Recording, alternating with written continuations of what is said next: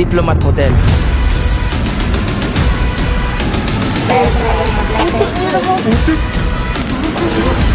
Yan. Na-establish ang building na to noong 1913 ng mga Dominican. At ito ang nagsilbing retreat house nila dito sa Baguio City. Pero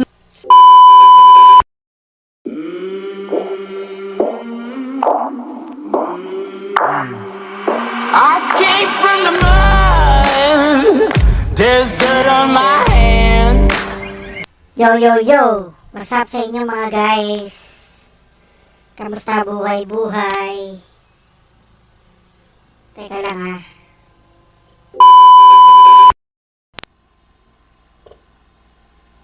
Isa, ayun. Yo guys! Hello YouTube! Hello Facebook!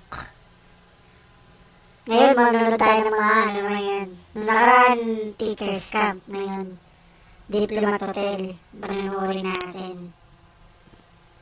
Titignan natin yung mga horror or mga ano din.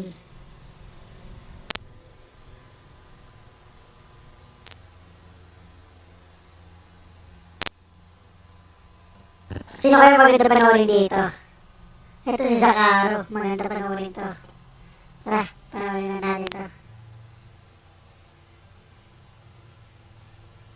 ang Diplomat Hotel.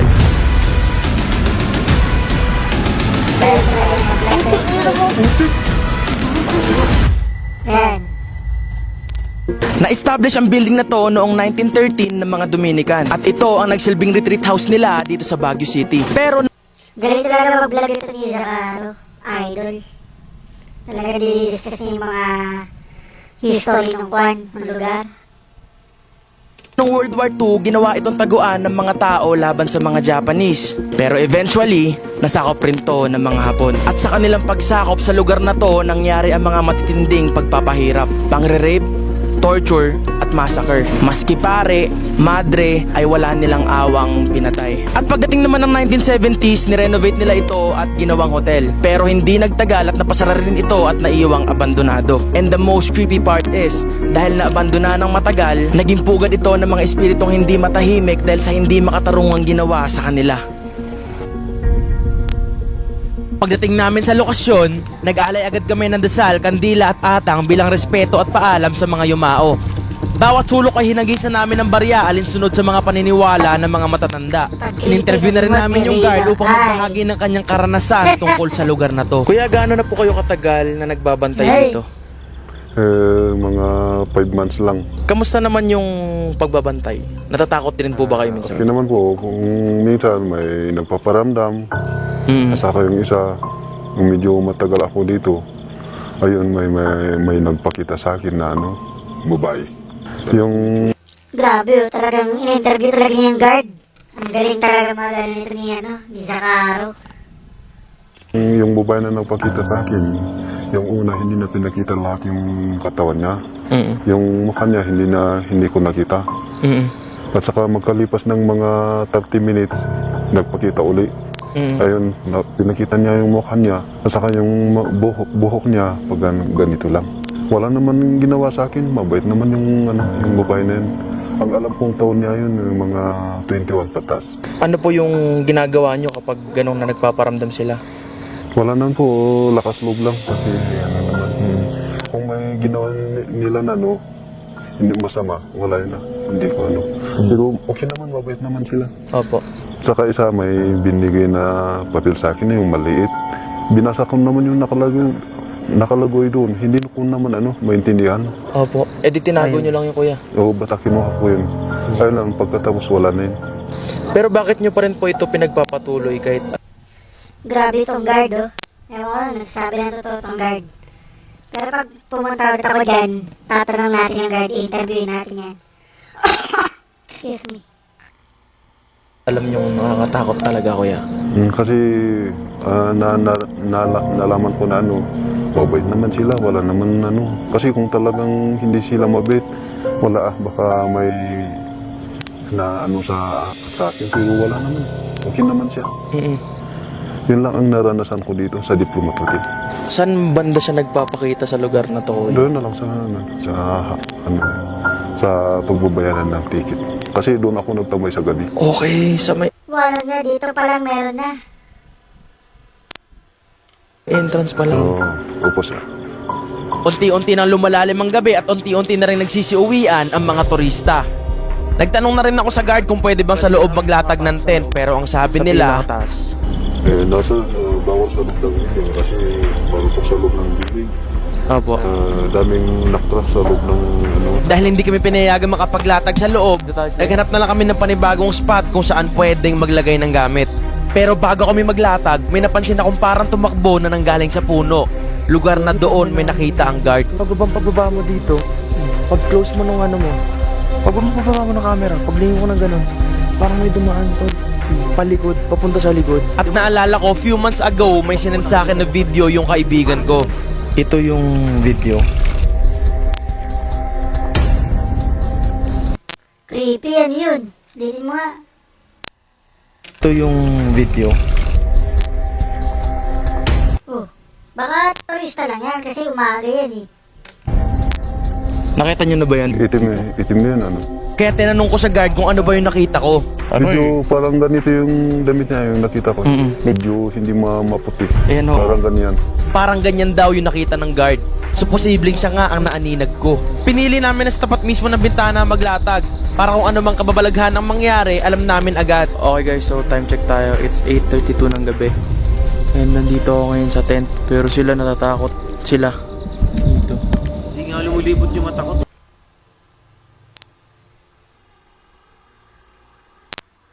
Nakakatakot kasi ito lang mismo yung diplomat to. Ang gusto ko sana guys, sa tuktok mag-overnight. Kaso nga lang, syempre, safety din ng bawat isa. Yung inalay naming kandila, andito pa rin, buhay pa rin. Ayan, buhay pa rin. And dito, nagpakita kay Kuya Guard, yung babae daw. Yan yung booth nila dyan. Tapos, dyan yung may lumapit sa kanya daw na babae. Dito yung may nakita ko, yan, yung puno na yan mismo. Parang may gumanon. Legit kaya. Pero, totoo daw yan eh. Hindi ko lang sure kasi wala naman akong third eye. Pero yung iba, sabi nila, totoo daw. Ewan ko lang. Sandali lang guys ha. Ano yung napatay ko? Hindi ko ata yung electric fan. Teka lang, kaya pala uminit. Ha, patay ko yung electric fan.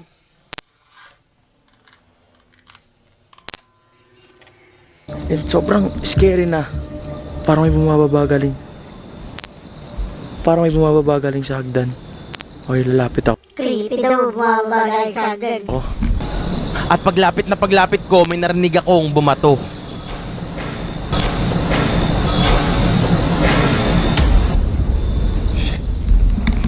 Shit.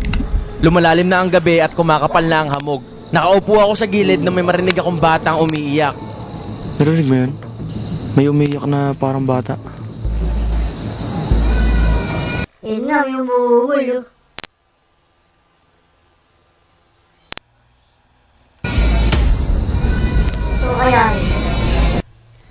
Totoo kaya yun? Narinig niyo ba yun? What the Nanggagaling ang tunog sa loob ng hotel at nakakapagtaka kung bakit may bata doon. Una sa lahat ay wala na ibang tao kaming kasama sa loob at bawal na rin doon pumasok. Creepy na dito guys. 9:30 may dumating kaming kaibigan na taga Baguio. Pinayagan namin siya sumama dahil gusto niya rin daw na makita kung totoo ba ang haka-haka sa lugar na to. Mamaya, pahinga ka muna tol, pahinga ka muna. Sama kita. Relax ka muna. Relax ka muna dyan. Na-curious kami kung ano na kaya itsura sa loob ng diplomat. Kaya nilapitan namin to. Tiningnan namin yung loob, ngunit sa pinto pa lang, mabigat na sa pakiramdam. Ito yung loob, guys. At sa pagsilip namin na to ay dito na nag-umpisa ang lahat ng kababalaghan.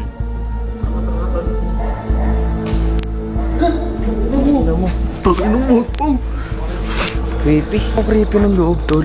So, what I'm planning, 10 PM, explore natin hanggang doon na sa dulo.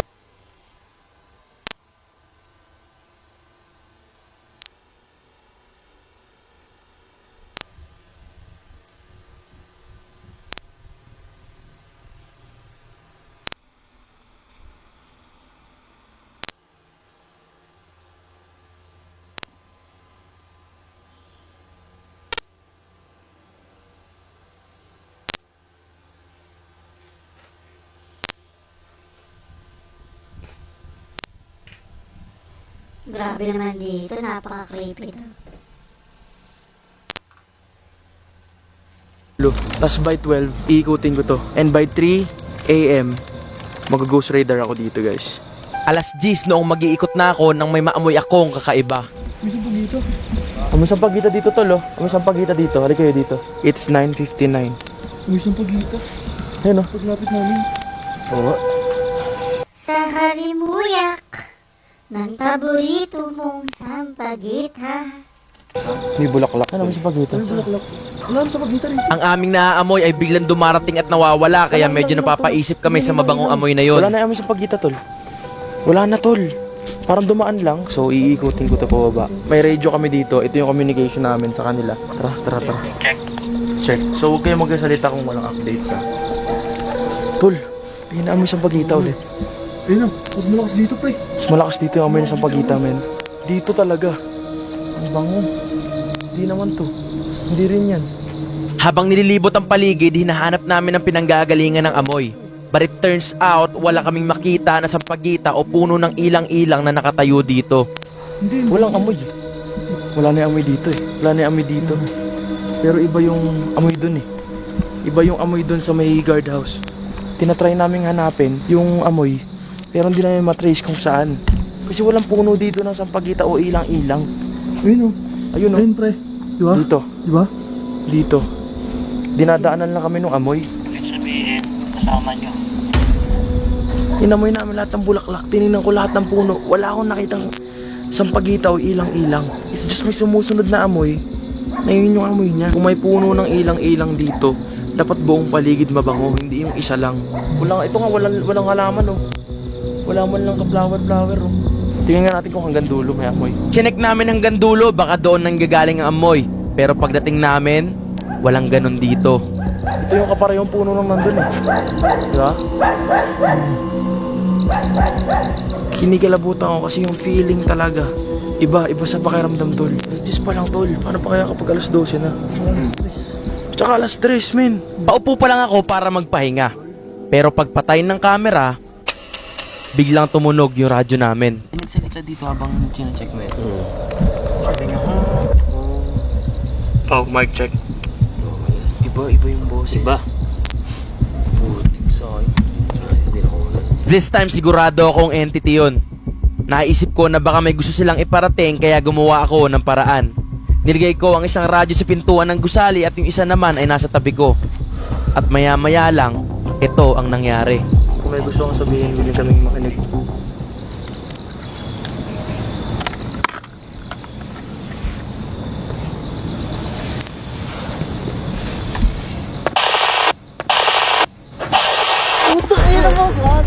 Nakakripi naman doon. Paano nangyari? Walang tao doon. Paano tumunog yun? Laki pa yung mata niya.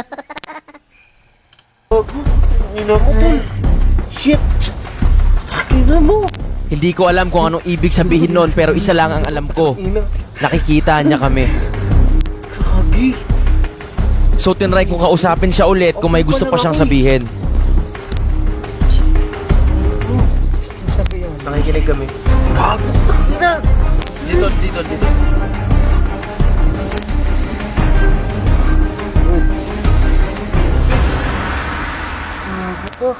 Pero this time, hindi na siya nagsalita.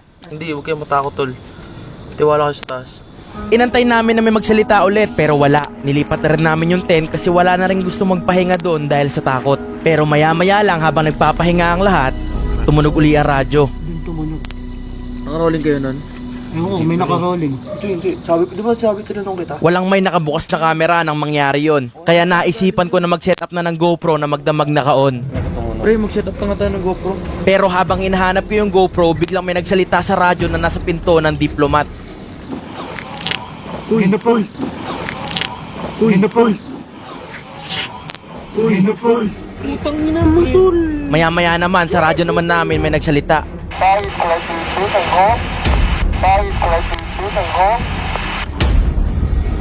What did cam? Babae yung nagsalita, di ba? Babae yung nagsalita. Walang babaeng guard dito ngayon. Ako nung sinabi. 10:52 guys. Sobrang weird guys. Yung radyo, may nakukuhang sound. But the problem is, babae yung nagsasalita. Which is, kung sasabi, Hindi naman, tol. Hindi naman.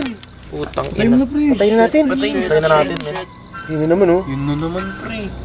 Which is, kung sasabihin nyo na nanggaling sa mga guard, walang babaeng guard dito sa Diplomat. Tsaka pre, two-way radio lang yun eh. Yan, tsaka yun dun eh. Masasagap natin yun. Anong frequency, alam ba As we dive near 12, sobrang dami na nangyayari. Kailangan natin mapatay yung isa. Walang may gustong sumama kaya mag-isa ko na lang kinuha yung radyo na nasa pinto. Got it. Got the radio, it's off. It's off now. Sobrang bigat dun. 11:01 PM dito sa Baguio. Sobrang dami na namin na-experience.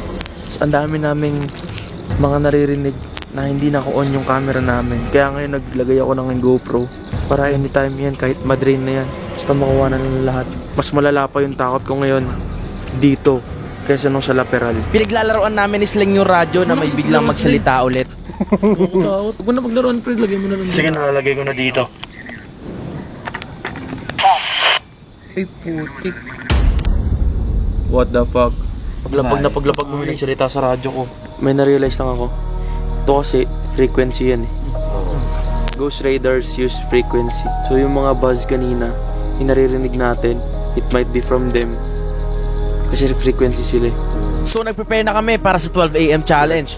Ang ikutin hanggang likod ng Diplomat. Ito yung entrance.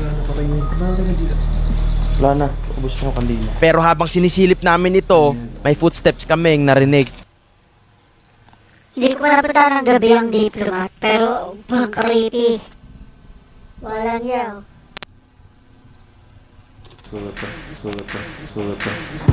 Putik! Kahit sino ba naman magtatakbuhan pag may narinig na kumakala ng bag dyan eh. Kahit ako tatakbo ako ng Naruto, takbo. Baka nga ako napagod na takbo. Huaway na dyan. At maya-maya lang, isang tunog ng kadena naman ang aking narinig.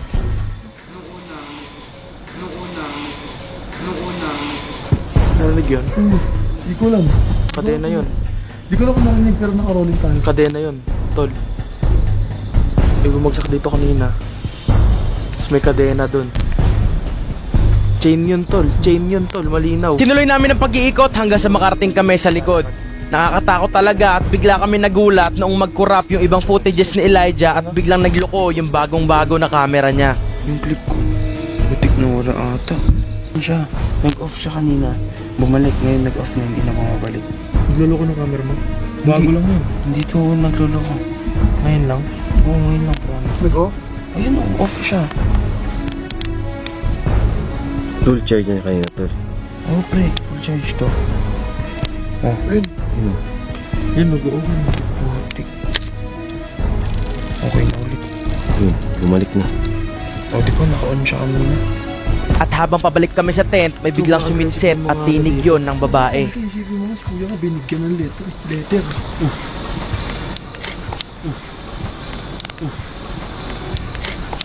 Ano yun? Ano yun? Ano yun? Narinig niyo yun? Putang ina. Ano narinig? Narinig ko. Narinig ko. Shit yun eh. Shit yun. Parang nasa kabilang natin. Narinig ko, pre. Pre, narinig ko. Narinig ko rin yun. Yung dalawa. Hindi ba kayo may shit? Baka nanditrip kayo. Ba't kami sisit-sit? Ang yun, takot na nga kami. Ba't kami sisisit? Tangina, takot na nga kami. Wala nga yung reaction yan. Pero kahit sino naman eh, kahit ako, tatakbo talaga ako dyan eh. Natatakot na ang lahat at biglang umambon. O, dito to, lumambon to. So no choice kami kundi pumasok lahat sa tent at dito mag-antay ng 3 AM. Tent gaming. Magtiwala lang tayo sa tent, tol.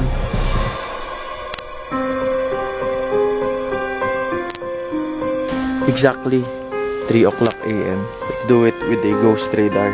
Ghost radar activated. Hindi pa kami nakakalayo pero may na-detect na agad yung radar ko. Shit. Lumala. Legit ba kaya yung mga app sa cellphone na yan? Yung mga Ghost Radar, yung Ghost Tube? Legit kaya yung mga yun? Alam ko parang kalokohan lang yun. Kapit sa atin. Bisa mo na, tol. Tara na. Pansinin nyo yung tuldok sa radar ko. hindi siya umaalis kung saan kami nanggaling. Record mo lang yan, tol. Baka naman tol, bola lang yan.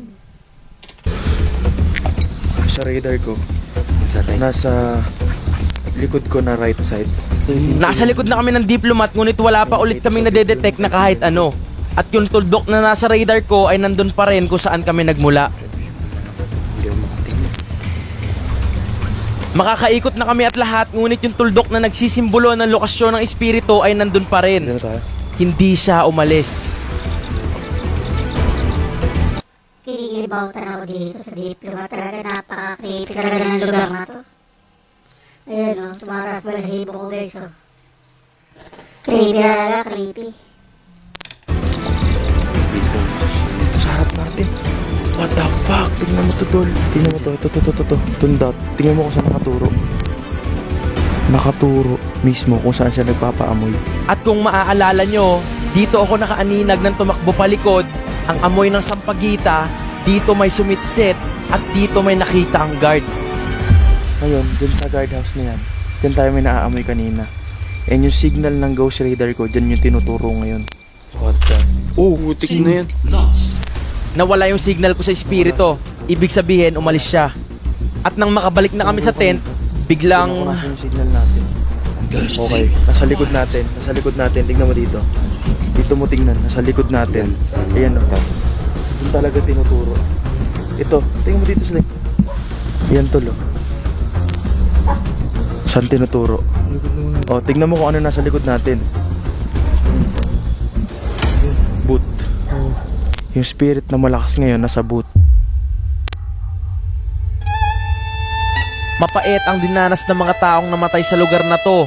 Kaya kung sila man ay nagpaparamdam, siguradong dahil yun sa galit at hustisya na sa kanila'y hindi na ibigay. Ano man ang misteryo na bumabalot sa lugar na ito ay hindi na natin dapat pang alamin. Naway sa mga susunod na panahon ay matahimik na ang kanilang mga espiritu at sa susunod na henerasyon pinapakiusap ko na naway ingatan nyo ang makasaysayang lugar na to. Ganda ng mga footage na ang galing niya mag-vlog. Wala nga. Talagang creepy talaga yung mga pinapakita niya guys. Ang galing. Pati yung mga footage ng video niya.